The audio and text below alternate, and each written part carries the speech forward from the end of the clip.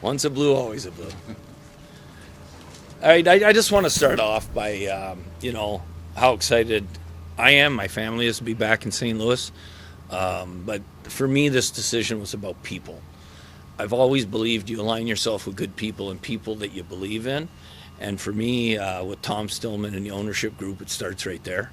Appreciate their confidence and their vision. And then Doug Armstrong is someone that obviously was really important to my second chance. And then also, I think he's elite at what he does. His vision, his plan for how the Blues are going to become an elite and consistently an elite team again is something that I want to align myself with. And then, the people under him, from the business hockey operations side of things, the Scott Mellenbys, Alex Steen, who's an incredibly bright mind that I love talking hockey with, Al McInnes, and there's Hall of Famers in and around everywhere. And then I talk about the staff. Like, I've worked with the staff before, like the majority of it, and I know how invested they are. And it's great to come to the rink with people that are trying to push the players to be the best version they can be. And that's the last thing, is the people in this room. I've worked with over half this lineup already, and I know how committed they are to playing the right way and the type of people they are. So for me, this was a no-brainer to be able to come back home and be a Blue again. What's kind of the last week been like for you? Crazy. Crazy. There's no other word for it. A lot of emotions, and that's like, I'm a firm believer when one door closes, another one opens if you do the right thing. And it's about your relationships in life, ultimately that's at the end of the day, when we're all done and retired and we're not fortunate enough and privileged enough to be in NHL buildings again, it's the relationships you have in your life. Monty, there was a lot of speculation that St. Louis could be your next stop, but when you get that call from the Blues, what's that like? What's your reaction? It was very exciting, but I was in the mindset, like, when Army called, I thought this was a social call of, hey, like, I've been there, keep your head up, things will take a breath, enjoy the family. And I got a lot of those text messages and calls, but once it turned to business, the engine and my blood started pumping. When did Army call? Like, how long after you had heard? Yeah, honestly, God, it's been a whirlwind. The particulars, I really don't want to get into when and all that. I just want to talk about how excited I am to be a Blue, and I'm just grateful that Army did make the call. That you were. It's less than a week that it ended in Boston for you, but you're still, the motor's going, right? So does that help you get right back into a team? The fact that you didn't decompress, really, it was just like, I'm going. I think it helps because you don't lose sight of the schedule, the energy, the importance of how you need to touch different players and different lines and talk to your leaders and captains, and so all those things it's easily transferable, and you don't get a chance to take a breath and get away from it. So I do think it's an advantage. How blur is it to just be invested with one team and suddenly you're with another in the same week? How much of a... Yeah, those are the emotional swings I talk about that makes it crazy. I received text messages from current Blues players when I was let go in Boston, and I've received text messages from Bruins players when I got the job here. And that's why I talk about why it's a special game, with the relationships you build with people. How much did you wait until the off season and maybe wait till there were more options available, or was it just kind of the only option for you to come back, right back in it? When you get a phone call and you hear Doug Armstrong's vision and plan and how you're a big part of it, it makes you feel like this is just the right place to go. It was, I can't believe he's very persuasive. What's job number one? What's your first task when you take? I mean, you've had this job less than 24 hours, Yeah. right? And here you are, ready to play a game. What's What are you looking at right now? I think the number one thing is to reconnect with the guys that I worked with previously when I was fortunate enough to be a Blue. Create new relationships with the others that I haven't worked with. But most importantly, it's about attitudes and intensity, the energy that we're going to bring to the rink, and the attitudes that it's a we thing here. You know, you had the meeting with the team at the hotel last night, especially with the guys that you're familiar with. What was the reaction, and how will that relationship previous help you? It gives you a little bit of a head start? I think it gives me a tremendous head start because there's been hard talks. There's been, a lot of good memories. We did a lot of good things. And watching the growth of all of these individuals. Shen was an assistant, now he's a captain. Pareko and Falk was not an assistant when I was here. And now Robbie Thomas is wearing a letter. The relationships I have with Kairu and Buchnevich, skilled guys that think the game at a high level, that compete, those are things I'm looking forward to continuing. And, and we got a tremendous goaltender and a great young goalie that I had the fortune of doing shootouts with when I was doing skill work at the end of practice. So there's just a lot of, to go to your meeting part, there was naturally a lot of smiles between us because of what we've been through before. We've been through a lot of wars together already. Obviously, you have a personal history with the city of St. Louis. How would you describe the relationship with you and the city? I love it there. And it's about the people. And I talk about the people.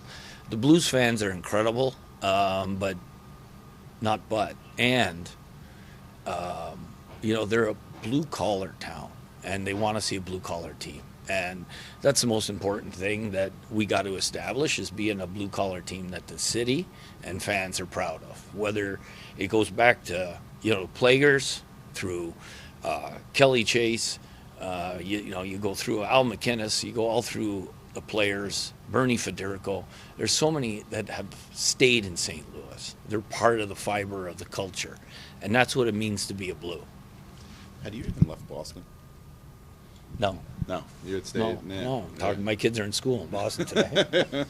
So how does this now work? I mean, are they? What's the from a personal standpoint? Like, what do you move the whole family to St. Louis? Do you let them move? We'll move in the summertime. In the summertime. Yeah, because it's just too much to uproot them in the middle of school, and they're either on hockey teams, dance teams, gymnastics. They got their own lives right now, and your kids and their development is more important than anything. It's hard to be a part, but we're going to make it work. You just touched on it a little bit, but Army mentioned it yesterday. Your work with the guys in Boston, high-end elite guys. Will that experience help you pull out the best in some of the high-end guys here in St. Louis?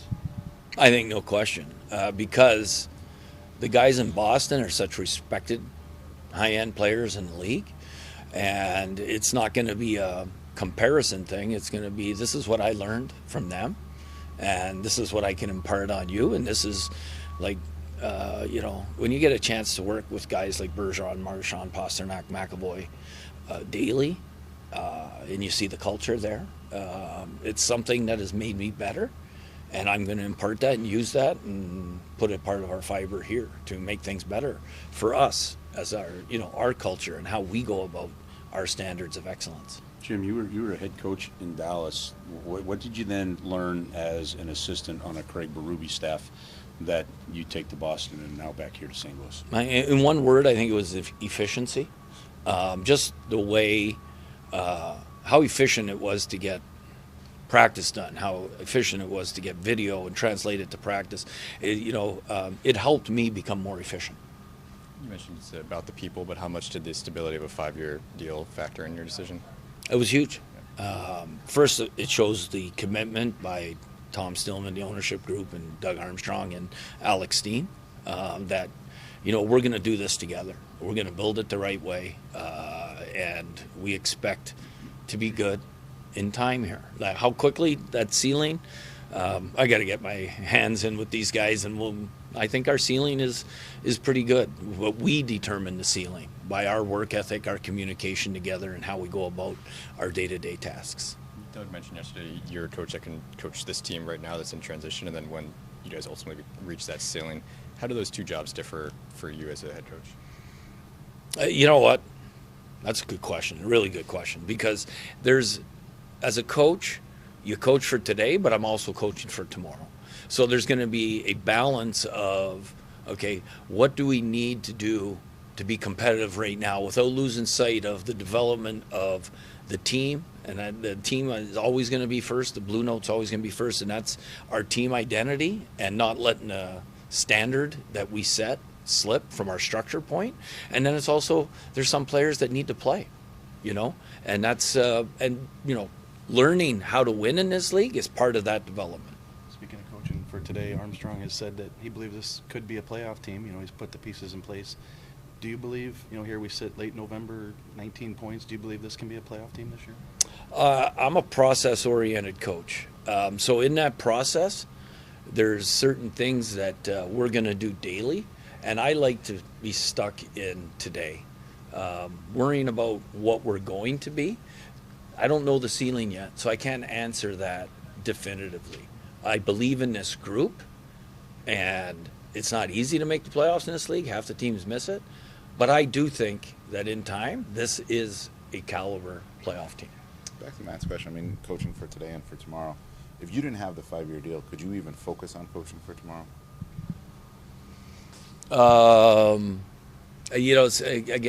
I'm a process-oriented coach.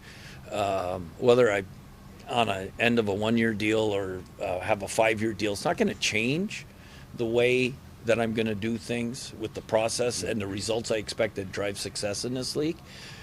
But when you have a 5-year deal, right, you can afford to be a little more patient at times. That is absolutely the truth, yeah. You mentioned Doug is very persuasive. What was kind of his pitch to you? The best line that put his hooks into me was when something delicious falls on my plate, I eat. So, I don't know, I guess I was a T-bone that day. Delicious. Yeah. And forget about the top-end production and forget about the playoffs. Most importantly, how excited was your wife? Oh, wow. Yeah, a lot of tears. Tears of joy. As far as your team right now, just looking offensively, how do you try to generate more from that perspective, do you think? Yeah, it's funny, like I've read and the offensive struggles of this team. To me, this is an offensive slanted team, and it just shows you how hard it is to score. We got to get the details and being in the right areas, the hard areas, at the right times, to be able to score more. But we have the ability to score goals. You know the players. You know a lot of the players. But do you feel that you know the team? Because it's been a couple of years now that you haven't been here. So is that a work in progress for you over time, or do you step in saying, I know this team? I think, Dan, you're right. Like, that's why I say I don't know the ceiling. Yes, the question, is this a playoff caliber team? I don't know it in its entirety. You can have the same 23 guys return, and it's going to be a different year just because of expectations. And it's lucky I'm coming in here with no expectations. And for the players, that's healthy. For me, it's healthy. And I think for the staff and everyone here, it's healthy that there's no expectations. But there is an expectation for us to be a blue-collar team, that we're going to work and that we're going to have energy. Jim, is there a difference when you're the assistant coach? Sometimes you're the good cop. You can have the text threads with the guys, and now coming in and being the man. Yeah, yes. But I don't change who I am. I'm very comfortable in my skin, and I'm going to have the text threads. And it might be just a captain's text thread. There might be a whole team. I see something that when I'm sitting at home reading, or I do like to do TikTok, and I get something that I think relates and connects to our group, I'll send it out in a text thread. Because to me, it's, even though when I'm at home, I try and be very present with my own family. Your mind, when something connects with me emotionally, I think I'm going to share that, and that lets them lets the players know what kind of person I am, and that I'm thinking about them. Are you posting TikToks or just send No, I don't post. I'm not. I have no creative content in my brain. All right. Thank you. Thank you.